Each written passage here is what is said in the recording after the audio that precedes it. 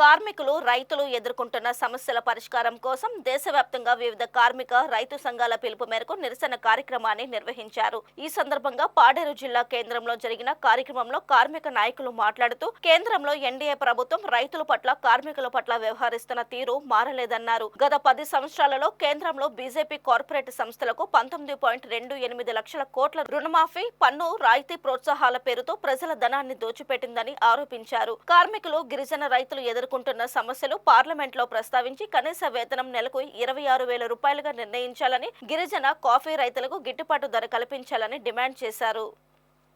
ఈరోజు దేశవ్యాప్తంగా కార్మిక సంఘాలు, రైతు సంఘాలు, వివిధ ఫెడరేషన్లు కలిపి ఇవాళ దేశవ్యాప్తంగా నిరసనలు అనేవి పిలిపివ్వడం జరిగింది.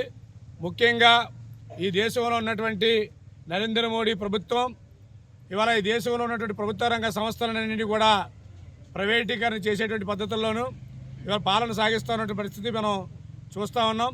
మన విశాఖపట్నానికే కాకుండా ఆంధ్రప్రదేశ్కి వెన్నుముక్కైనటువంటి ఇవాళ విశాఖ ఉక్కు ఫ్యాక్టరీని ఇవాళ అమ్మకం పెట్టేటువంటి పరిస్థితి మీకు అందరికీ తెలుసు. ఇవాళ ఒక విశాఖ ఉక్కే కాదు, ఇవాళ కనబడిన నల్ల కాదేది ప్రైవేటీకరణకు అనాహారం అన్నట్టు కనబడిన ప్రతిదీ కూడా ఇవాళ అంబానీ ఆదాయానికి వెళ్ళిపోయే పరిస్థితి కనబడుతూ ఉంది. ఒక పక్క రైల్వే ప్రైవేటీకరణ అంటున్నారు, మరో పక్క రక్షణ రంగాన్ని, ఈ దేశాన్ని కాపాడాల్సిన అవసరమైనటువంటి గుండెకాయలంటి రక్షణ రంగాన్ని కూడా భాగాలుగా విడదీసి ఇవాళ ప్రైవేట్ వైపు మళ్లిస్తున్నటువంటి సందర్భం మనకు తెలుసు. ఇవాళ కార్మిక వర్గం అనేకమైనటువంటి ఇబ్బందులు ఎదుర్కొంటున్నటువంటి పరిస్థితికి కనబడుతున్నాం. అనేక పరిశ్రమల్లో ఇవాళ కనీస వేతనం అమలు అనేది నోచుకోలేదు. అదేవిధంగా పిఎఫ్, పిఎస్ అనేటువంటి కనీస చట్టాన్ని కూడా అమలు నోచుకునేటువంటి పరిస్థితి. సిఐటియు అల్లూరు సీతారామరాజు జిల్లా ప్రధాన కార్యదర్శి. ఈరోజు మన పక్కనే ఐటీడీ ముందు టెంట్ వేసి కూర్చున్నారు గిరిజన సంక్షేమ పాఠశాలలో వాళ్ళు టీచర్లు. కానీ అన్ని వ్యవస్థల్లో కూడా రెగ్యులర్ టీచర్లు ఉంటారు.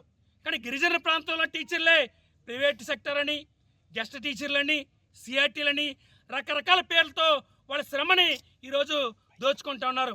కార్మిక చట్టాల మార్పులు తీసుకొచ్చి కార్మికులకి వ్యతిరేకంగా కార్మిక ఉద్యమాలను అణచివేసే విధంగా 4 లేబర్ కోడ్లు తీసుకొచ్చారు. ఈ 4 లేబర్ కోడ్లు రద్దు చేయాలా, యథావిధంగా చట్టాలు అమలు చేయాలా, కార్మిక చట్టాలు పటిష్టంగా అమలు చేయాలని చెప్పేసి ఈరోజు మేము డిమాండ్ చేస్తున్నాం.